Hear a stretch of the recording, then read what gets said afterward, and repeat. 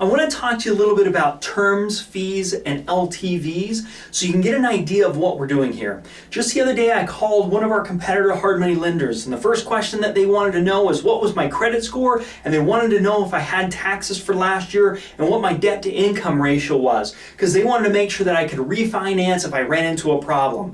And I just have to tell you, if I had great credit scores as a borrower, if I had a great job, if I had a great history, I wouldn't need hard money. If I could qualify for a traditional loan, I would just go get a traditional loan and I wouldn't be in the business of needing hard money. And I'm sure that relates to most of you guys, that we don't care about your credit scores. If you have terrible credit, we don't care. All we care about is you don't have judgments and bankruptcy and tax liens and those types of things. We understand that real estate investors run into problems, and real estate investors may have had a problem in the past. We get that. We also don't care about your tax returns. True hard money lenders care about one thing, and that's the value of the property. And that's what I want to talk a little bit about here today. So we don't care about your credit scores, we don't care about your tax returns, we don't require monthly payments, we don't require job history, we don't require W-2s, none of that type of stuff. So anybody that's asking for that really isn't a hard money lender. So the first thing I want to talk to you a little bit about is loan to value, also known as LTV. The loan to value is the percentage that we're able to lend on a property. And so most people, the first question that they don't think about is, are we talking about the property as is or after repaired? So it's that number of what's the property worth. We use an after repaired value on the property. So what that means is, what is this home going to be worth once all the repairs are done? So as you're talking to hard money lenders, you want to make sure that you're talking about an after repaired value or an as-is value, whichever one they're using. We use an after repaired value. So a common question people have is, how much are you willing to lend me? And we will lend you based upon you making a profit. What's the loan to value we're able to lend to you? We'll lend as long as you can make a profit. If you can make a profit, we're going to be willing to lend. We use the loan to value of an after repaired value, so what's the house worth once it's fixed up? Now we won't go more than about 70% because we don't see any way that you can buy a property and pay more than 70% of the after repaired value, fix it up and resell it and make a profit. So 70% is going to be the maximum, and it can go lower than that. But we're going to look at several things. We're going to look at your cost to resell with your real estate agent. We're going to look at the cost to get the repairs done. We're going to look at the market decline that can happen in the neighborhood. We're going to look at a variety of different things, and we have a profit analysis that you can click on and actually do this exact analysis that we do to ensure that you're going to make a profit. But what loan to value will we lend at? If you can make a profit, we're willing to lend.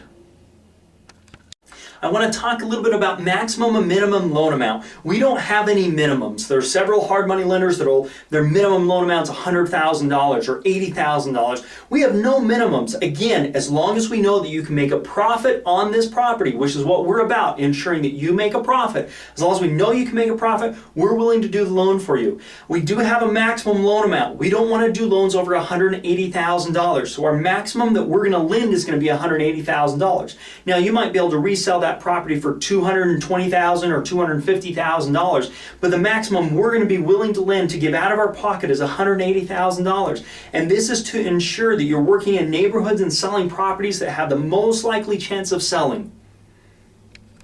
Next, I want to talk about a little bit that comes to financing. Lots of people wonder what the initial term of the loan is. Initial term is how long you have the loan for initially. So we do a 5-month loan, which is your initial term of the loan. It's for 5 months. During that 5 months, there's no monthly payments. At the end of that 5 months, you have the right to extend up to 3 times. So you can extend the loan up to 3 times. But if you extend the loan, you have to pay an extension fee.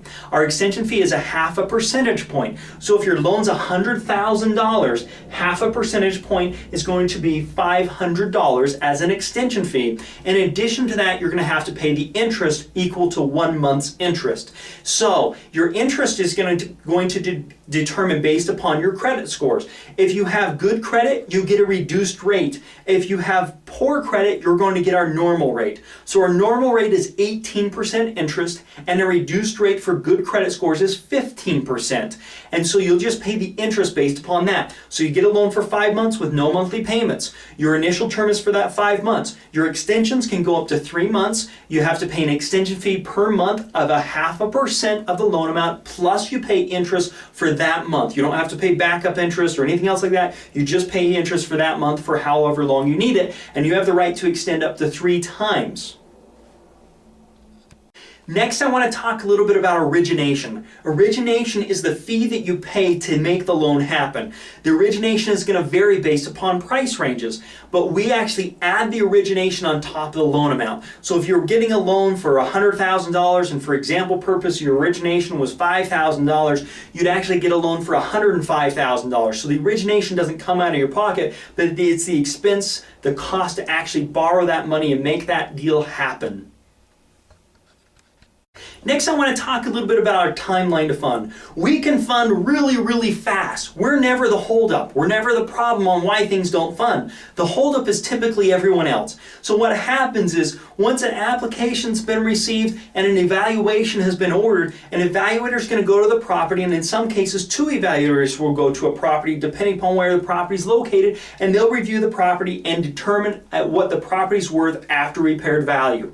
Now sometimes those reports take a little bit of time to get in. We like to say we get those reports back in 3 to 4 days. Sometimes we get them quicker, sometimes they take longer. But again, that's something that we can't control because they're independent evaluators. But I would say 3 to 4 days is probably a good average. Once we get that back in, we're able within 24 hours, business hours we're talking here, we're able to come up with a loan amount. And at that point, we're waiting on the title company, we're waiting on you, we're waiting on gathering the documentation. If you look at the closing checklist, which you can search in our FAQs, it'll tell you all the things that we need to close a loan. Once we get all those things back from you, we then need 48 hours to actually get the docs drawn and close. So when it comes for us, the only thing that we can control is how fast we can get those docs back and how fast we can get the deal closed. So typically, the evaluations are going to take about 3 to 4 days. If everything goes properly, sometimes longer, sometimes less, and then we're going to take 48 hours from the time that we get all the information from you to draw docs and make the closing happen. A typical process, I would say, is going to be 5 to 10 business days depending upon how fast everybody's working and how fast everything happens. I have to tell you, the holdup we typically have is the borrower not getting us the required documents, and as soon as we can get those, we can move really fast. Lastly, I want to talk to you a little bit about proof of funds and pre-approval. One of the things you're going to want to do is get pre-approved. A pre-approval basically means we're willing to lend money to you. And you fill out a form, it gives us information, and we tell you we're willing to lend money to you. This is really important because we will actually lend you money. The next thing that you're going to want to do is get a proof of funds.